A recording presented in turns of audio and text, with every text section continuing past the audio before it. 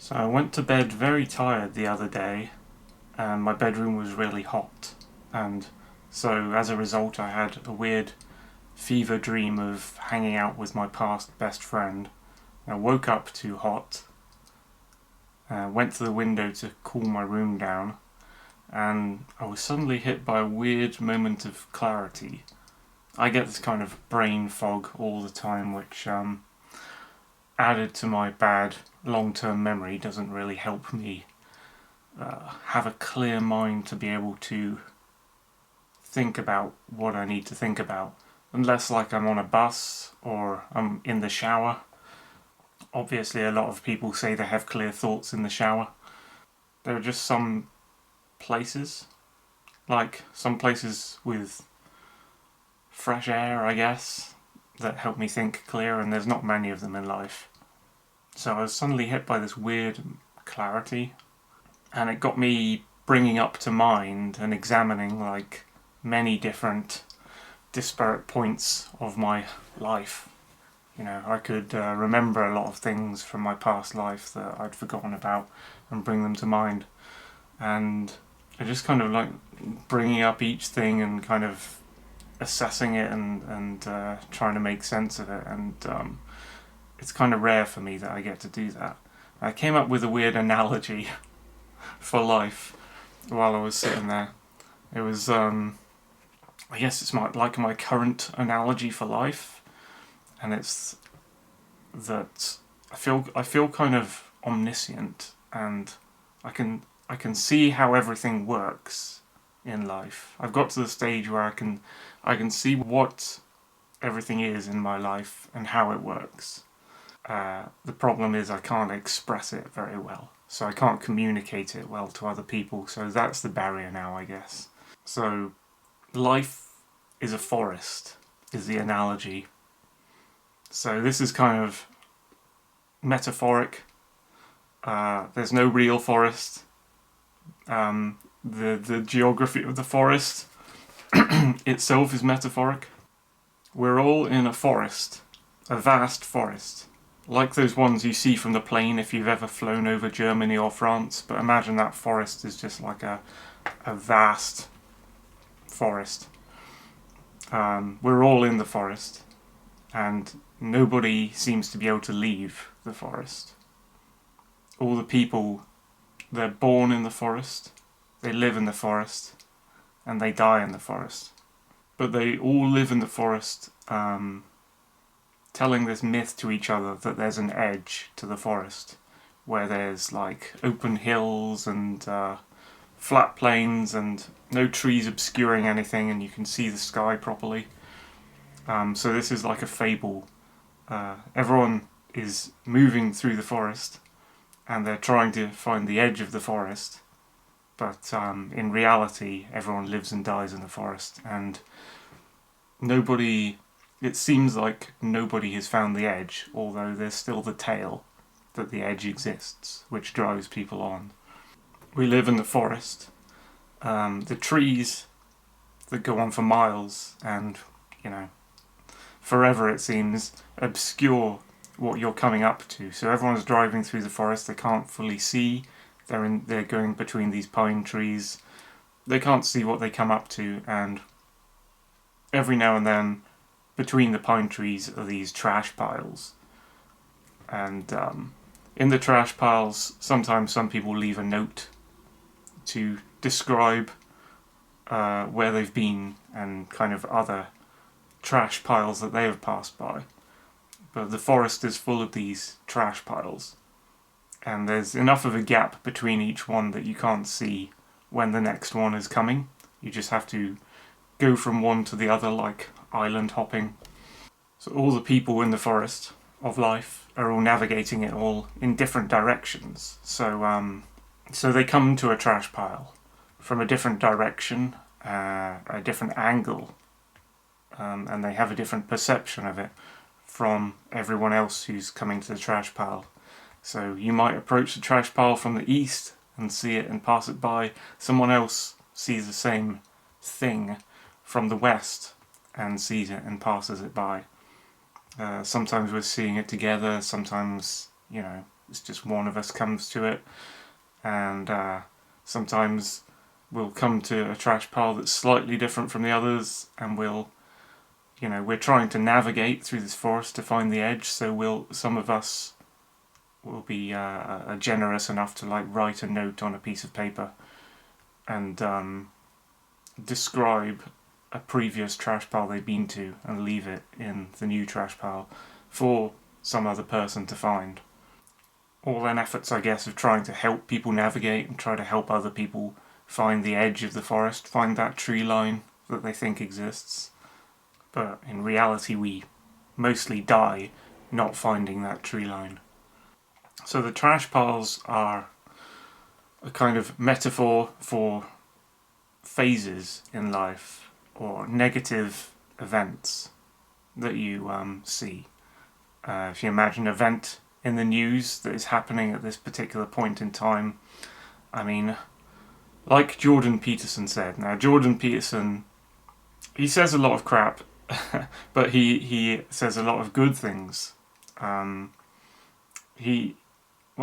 say he has a small collection of rare good things he said that make a core of what makes his arguments good.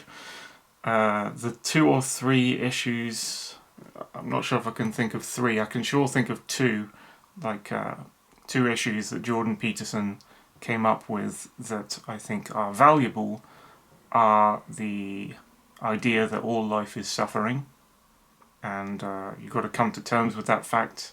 You have to manage it, and you have to. That's like a hard to take pill, as the meme goes.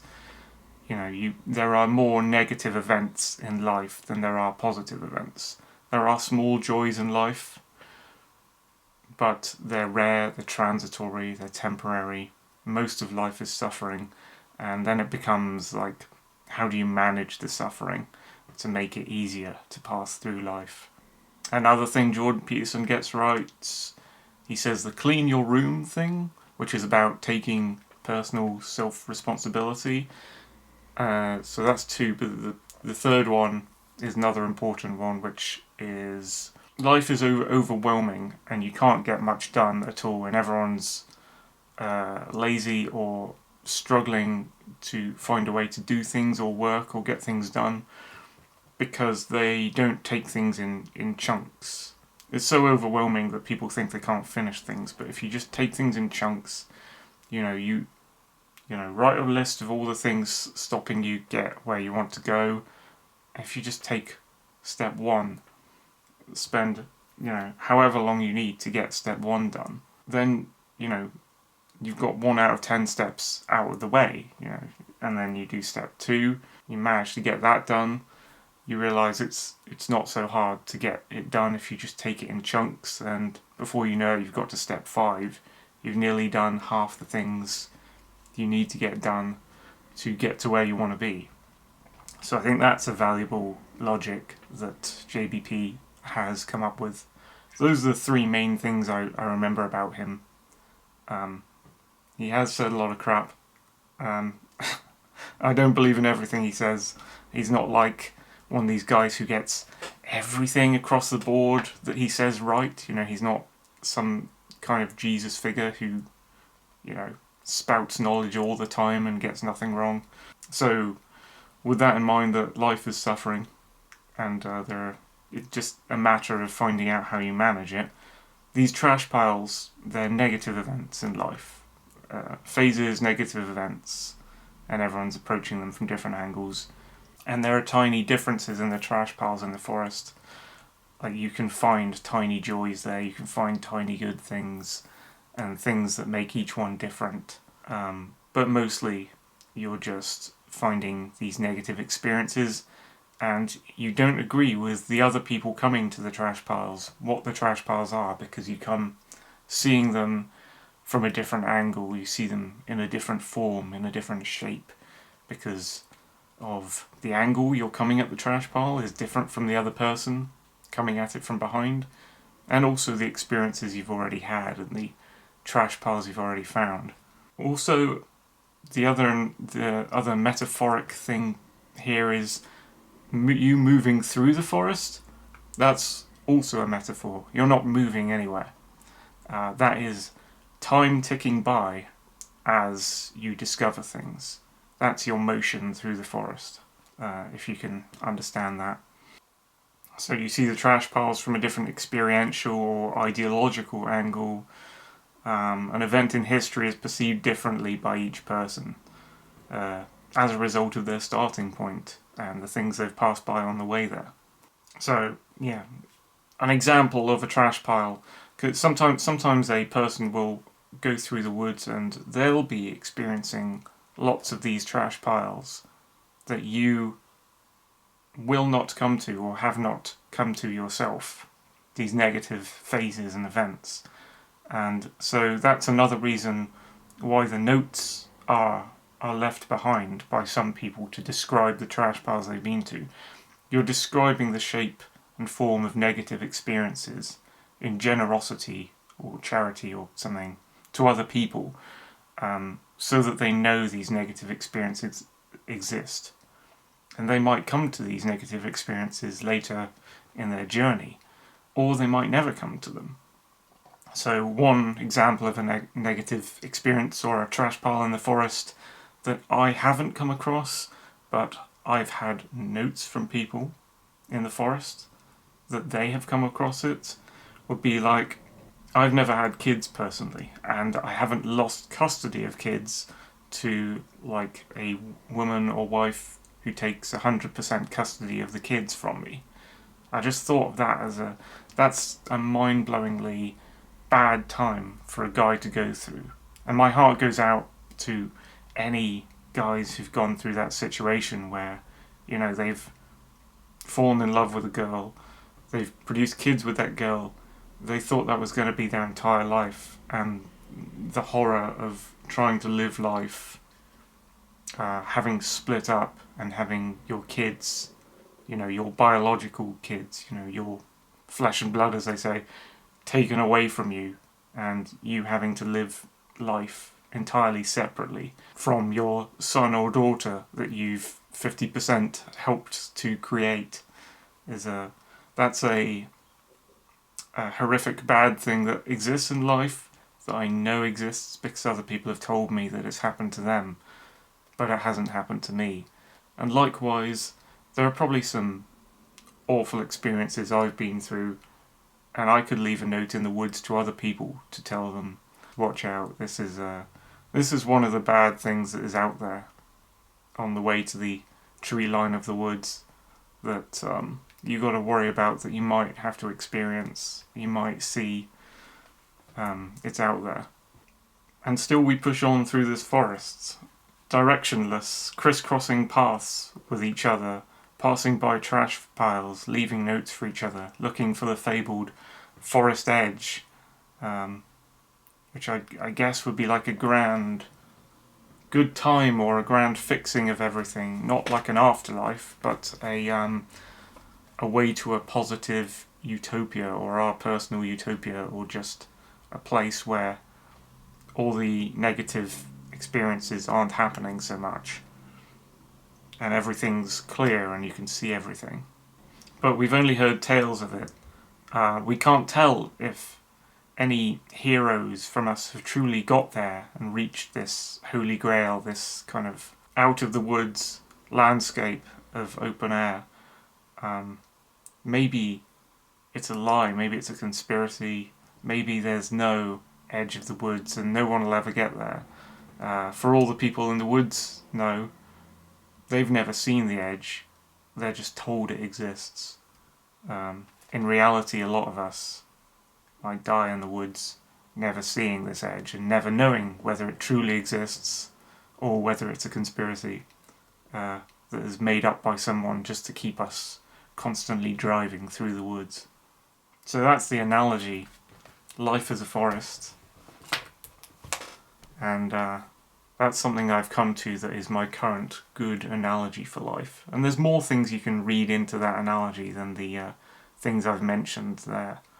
There's more things you can bolt on and add to that analogy to make it clearer or say something about it once you get to grips with it. and obviously the people aren't moving geographically. You have to envisage this thing as like a timeline of history thing. The trash piles are events you can't see coming. The trees are the clouds of the future, stopping you seeing what you're going to arrive at.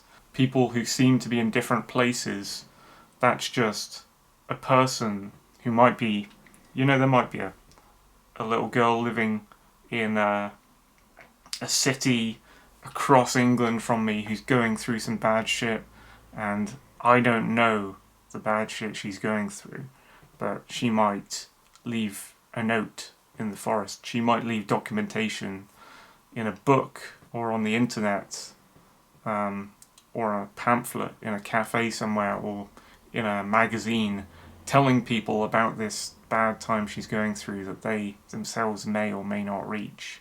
And then obviously the motion through the forest is time ticking away, and you could think about how people meet each other when they cross the trash piles at the same time, how they're ideologically seeing the same bad moment in history. Think of something that's going on in the news right now, but they're describing it completely different from each other. Maybe they're having a row with each other or disagreeing because someone sees a trash pile from the west, someone sees a trash pile from the east, and someone sees a trash pile having seen 3 trash piles prior to that relate to it or change their experience of the current trash pile that you're seeing, having not seen the same bad events before it. Some people might agree, some people might, try to be generous and help other people through. Some people might see the forest full of trash piles in different ways, like all these bad experiences lie ahead of us in the future in the forest. How can we make it so that we visit the trash piles using the notes we've found and navigate between them so we have less bad experiences, even if we can't have a pure good experience? We can minimize us finding bad phases or bad times or bad events in our life by being smart. So I think it's quite a dense analogy, and it came to me in a moment of clarity the other night, and I just thought I'd share that with you. I don't know if that's going to be of any use to anyone, but it's certainly of use to me just for the current times we live in. Thank you for watching.